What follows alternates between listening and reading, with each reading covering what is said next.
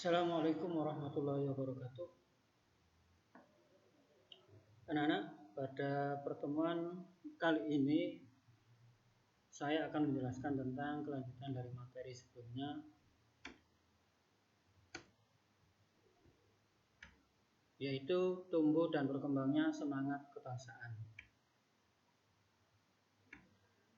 Anak-anak, dalam pembelajaran pada kali ini, tujuan pembelajaran kita adalah yang pertama, kita akan membahas tentang faktor-faktor yang mempengaruhi atau faktor dalam negeri yang mempengaruhi munculnya semangat kebangsaan. Yang kedua, kita akan menganalisis faktor-faktor luar negeri yang mempengaruhi munculnya semangat kebangsaan. Anak-anak, munculnya semangat kebangsaan pada masa kolonial ini tidak muncul begitu saja, tetapi ada beberapa peristiwa yang mendahulinya sehingga menjadi penyebab munculnya semangat kebangsaan pada masa kolonial. Secara garis besar bisa kita bagi menjadi dua. Yang pertama, ada faktor internal atau kejadian di dalam negeri. Yang kedua, ada faktor eksternal atau kejadian di luar negeri. Yang pertama, faktor internal atau faktor dalam negeri yang dapat menjadi penyebab munculnya kebangsaan di Indonesia. Yang pertama adalah adanya atau perluasan pendidikan. Yang kedua, kegagalan perjuangan di berbagai daerah. Yang ketiga, rasa senasib dan sepenanggungan. Yang keempat, perkembangan berbagai organisasi etnik kedaerahan. Sedangkan faktor eksternalnya atau peristiwa di luar negeri yang juga ikut berpengaruh dalam munculnya paham kebangsaan di Indonesia adalah yang pertama, munculnya paham-paham baru seperti pan-islamisme, nasionalisme, sosialisme, liberalisme, dan demokrasi. Yang kedua, beberapa peristiwa seperti kemenangan Jepang, perang atas Rusia, ini terjadi pada tahun 1905. Yang ketiga, perkembangan berbagai organisasi pergerakan nasional di berbagai negara. Baik, yang pertama internal tadi yaitu perluasan pendidikan.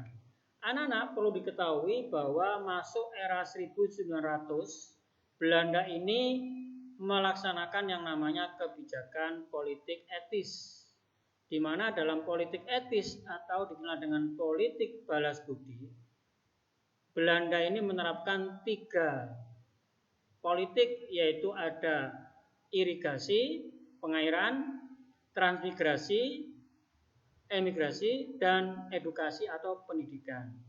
Jadi dalam rangka untuk membalas budi kebaikan masyarakat Indonesia, maka Belanda menerapkan politik etis yang meliputi 3 bidang ini: irigasi, emigrasi, dan edukasi.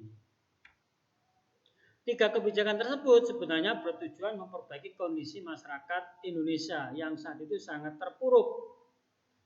Namun karena pelaksanaan politik etis, tetap saja kebijakan ini selalu berpihak kepada penjajah. Meskipun demikian, politik etis tetap ada sisi positifnya, yaitu semakin banyak orang Indonesia yang berpendidikan modern, yang akhirnya bisa mempelopori gerakan pendidikan, sosial, dan politik. Jadi pengaruh pendidikan inilah yang melahirkan para tokoh pemimpin pergerakan nasional Indonesia. Yang kedua, kegagalan perjuangan di berbagai daerah. Bahwa perlu kalian ketahui, ada banyak sejarah tentang perlawanan bangsa Indonesia melawan penjajah. Mulai dari perlawanan Patimura, perlawanan Diponegoro, perlawanan Imam Bonjol, semuanya dilakukan secara kedaerahan. Sehingga sangat mudah bagi Belanda untuk mengalahkan, karena sifatnya kedaerahan. Bisa kalian bayangkan ketika tokoh-tokoh nasional ini, tokoh-tokoh daerah ini bersatu dan melawan penjajah secara bersama-sama, mungkin hasilnya akan sangat lain. Karena sifatnya kedaerahan itulah maka Belanda mudah untuk mengalahkan.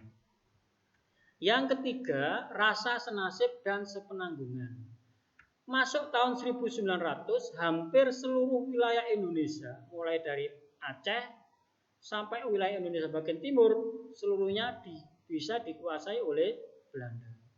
Apalagi tekanan pemerintah Hindia Belanda pada bangsa Indonesia telah memunculkan perasaan kebersamaan Indonesia sebagai bangsa yang terjajah.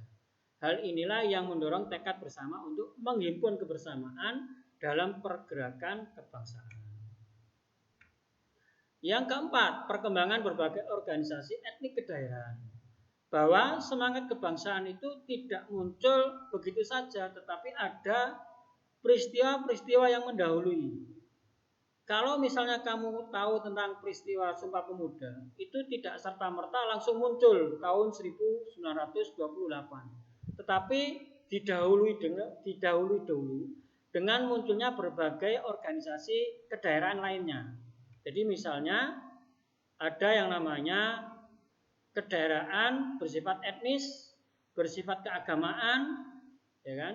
Sehingga muncul yang namanya dari yang bersifat etnis tersebut, sehingga muncullah mengikat dirinya sebagai organisasi yang bersifat nasional. Jadi misalnya Sarekat Pasundan, Perkumpulan Kaum Betawi, kemudian lagi ada organisasi yang bersifat etnis seperti halnya Trikoro Darmo, Jong Java, Jong Sumatera Pun. Jadi munculnya beberapa organisasi kepemudaan inilah yang outputnya nanti, yang akhirnya nanti tahun 1928 ini mencanangkan yang namanya Sumpah Pemuda, yaitu ucapan sumpah untuk menjadi satu tanah air yaitu Indonesia, satu bahasa yaitu bahasa Indonesia, dan satu bangsa yaitu bangsa Indonesia. Sedangkan faktor eksternalnya anak-anak, yaitu peristiwa yang dari luar negeri, bisa saya sampaikan. Yang pertama adalah munculnya beberapa paham, diantaranya pan-islamisme, nasionalisme, sosialisme, liberalisme, dan demokrasi. Beberapa paham di atas inilah yang mengajarkan bagaimana langkah-langkah memperbaiki kondisi kehidupan bangsa Indonesia. Sehingga dari berbagai paham itulah yang mempengaruhi munculnya pergerakan nasional. Yang kedua, kemenangan Jepang atas Rusia. Kita ketahui Jepang itu adalah contoh bangsa Asia. Sedangkan Rusia itu adalah bangsa Eropa. Ketika ada bangsa Asia yang menang melawan bangsa Eropa, ini bisa menjadi penyemangat. Artinya bahwa bangsa Asia pun kalau mau bersungguh-sungguh bisa menang melawan Jepang. Nah, contoh Jepang ini tahun 1905 ini menjadi kabar baik buat bangsa Asia semuanya. Sehingga bangsa Asia ingin meniru Jepang untuk melawan Eropa. Yang ketiga, perkembangan berbagai organisasi pergerakan nasional di berbagai negara. Jadi munculnya organisasi-organisasi perjuangan pergerakan kebangsaan di kawasan Asia.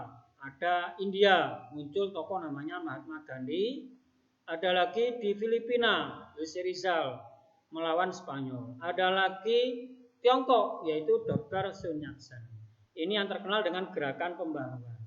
Jadi anak-anak, baik faktor internal dan faktor eksternal, kedua-duanya punya peran yang sangat penting dalam rangka memunculkan paham kebangsaan. Sehingga bangsa kita mulai bersatu untuk melawan penjajah. Kalau sebelumnya kita menggunakan cara-cara kedaerahan, maka setelah fase ini bangsa kita berjuang dengan cara-cara nasional sehingga melalui organisasi yang modern. Saya kira itu. Terima kasih atas perhatiannya. Mohon maaf jika ada pertanyaan bisa langsung WA ke saya. Assalamualaikum warahmatullahi wabarakatuh.